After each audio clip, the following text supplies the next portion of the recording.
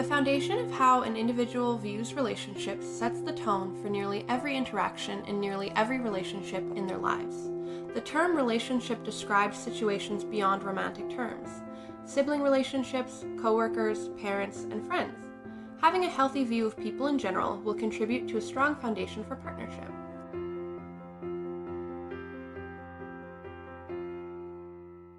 Healthy communication takes practice. The first thing to know about healthy communication is that understanding is the primary goal. Communication is to promote and increase understanding of each other and our situations, rather than to prove to anyone right or wrong. There shouldn't be any winners or losers in healthy communication. Often, unclear communication causes misunderstanding and conflict. Also ensure that you have a proper amount of time for communicating. Don't rush communication or squeeze it into a short time frame. Giving a proper amount of time helps prevent stress and misunderstandings. It also promotes the feeling of being heard and valued in the person you are communicating with. Honesty and trust are harder to identify as we have to take our partner's word for it, unless you find your partner in a lie or see an outward burst of distrust. You can tell your partner trusts you when they give you the benefit of the doubt. This means they believe your explanations. By being honest, you maintain the health of the relationship. If you do feel the need to lie, it's important to examine where that feeling comes from. If you're lying because the truth might put you in an unsafe situation, examine why you're still in the relationship.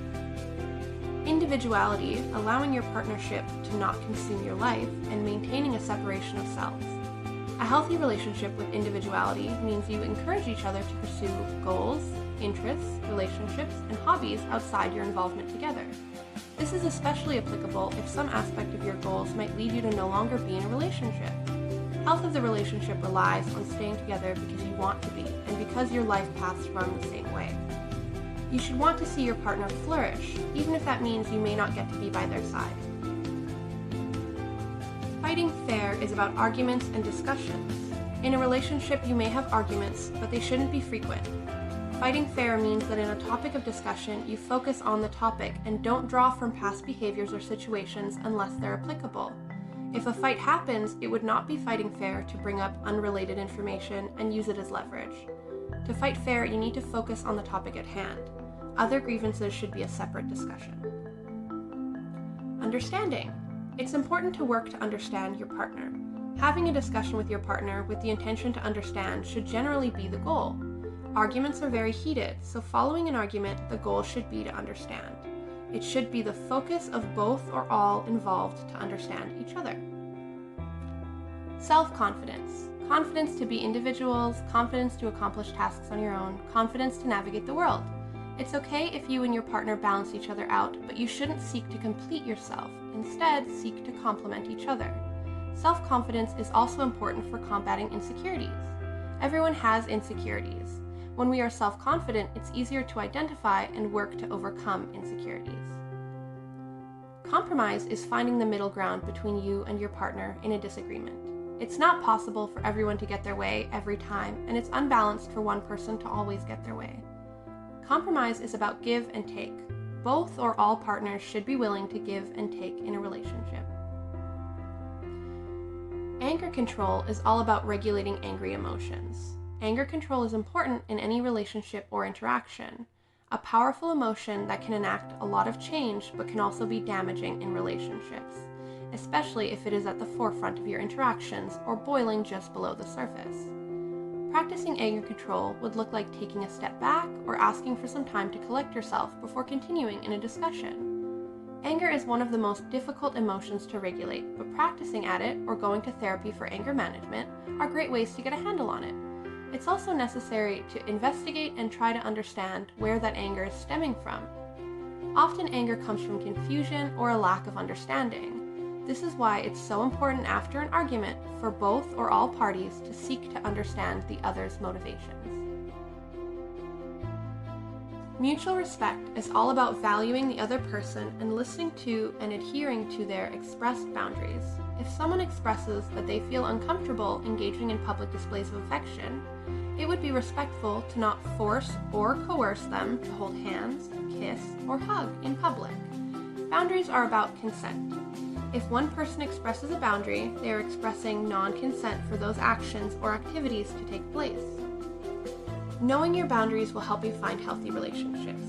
Already having a handle on what you like and don't like means you won't end up engaging in behavior or activities that cause discomfort.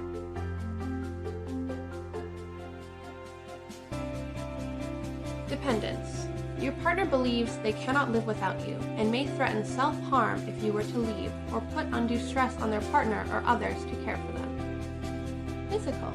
Your partner using your belongings without asking or behaving as if they belong to them. Verbal. Dismissing concerns you bring up. Control. Ranging from who they let you spend time with to what you're allowed to wear, say, or go. It might come off under the guise of protection. Hostility. Where one partner is picking fights or starting arguments over actions or behaviors. This can lead to the person altering their behavior and habits to avoid upsetting their partner, creating inequality in the relationship. Dishonesty. One partner lying to the other about financials, feelings, or actions. Intimidation. Someone either uses physical or verbal tactics to get what they want. A partner that punches walls during an argument, encloses on their partner's space, or uses threats would be using intimidation tactics. Sexual and physical violence include acts like coercion, assault, and rape.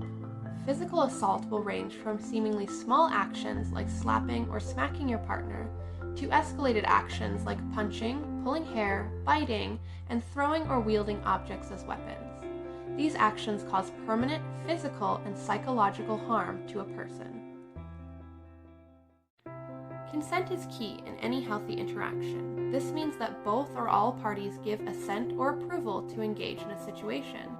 Consent does not only apply in sexual situations, but to anything that requires the engagement of another person. You would get consent if you wanted to play games with a friend or go on a walk with someone. If you want to touch another person, like give a hug or rest a hand on their hip, you need consent.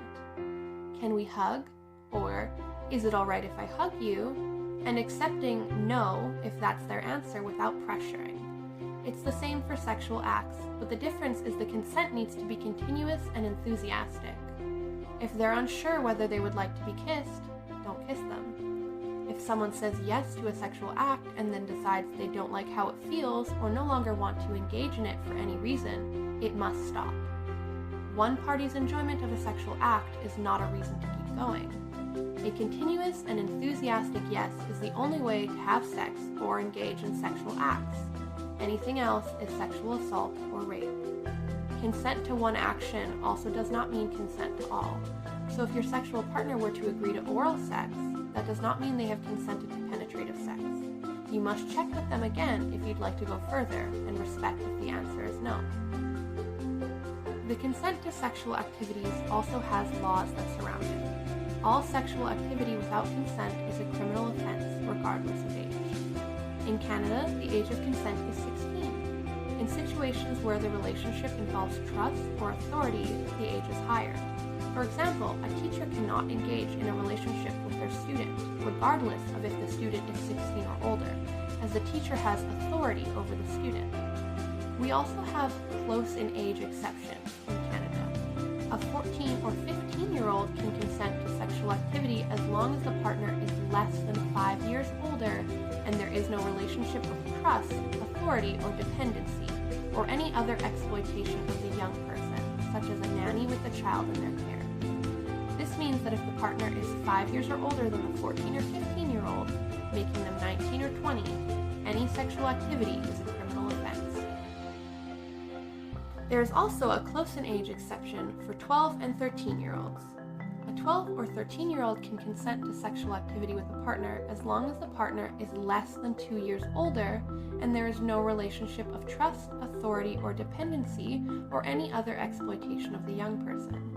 This means that if the partner is 2 years or older than the 12 or 13-year-old, making them 14 or 15, any sexual activity is a criminal offense. Sometimes by asking numerous times or trying to encourage them into a yes by talking about how great it would feel gets a yes. This is coercion, and coercion is not a continuous and enthusiastic yes. Sexual acts through coercion are sexual assault or rape. In some situations, consent is given, but it has restrictions, such as a partner consenting to sex, but only if a barrier like a condom or dental dam is used. If one person were to remove the barrier, it would be a breach of consent. If your partner sent you lewd photos, nudes, or videos, showing those images to others or posting them to websites is not only a breach of trust and non-consensual, but depending on the situation, such as if the photos were of a minor, illegal as well, regardless of if you're also a minor when posting or showing them around.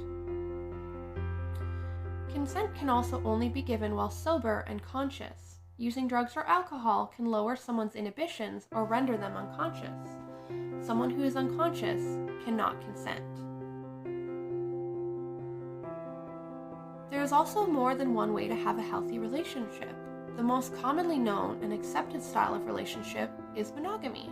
This works for many people. However, there are also consensual non-monogamy styles of relationships, such as polyamory, polygamy, open relationships, and more. Monogamy is about choosing one partner and often dedicating yourself to them for your lifetime. Polyamory is about having multiple relationships, each whole and fulfilling in its own ways. Polyamory sometimes means a group of people all dating each other, as well as individuals maintaining full and separate outside relationships. Polygamy is usually connected to religion and is about having one person with multiple spouses. For example, a man with a couple wives or a wife with multiple husbands. Open relationships are about having a partnership that allows for outside exploration, but doesn't often include that pair maintaining full and separate relationships. There are many more styles of consensual non-monogamy. No one relationship style is better than another. As long as it is consensual and healthy, the main point is to do what is best for you.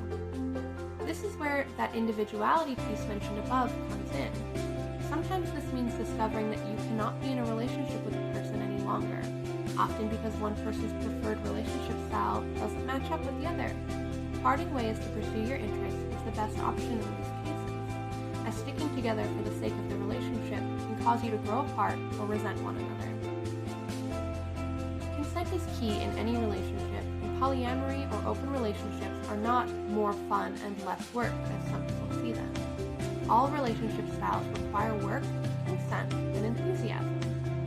Sometimes a relationship just wasn't meant to be, and having a healthy view of the ending of a relationship helps you to heal and prepare for the next one. There are many more moving pieces that go into healthy relationships, and although we could talk about this subject for much longer, our time together is up.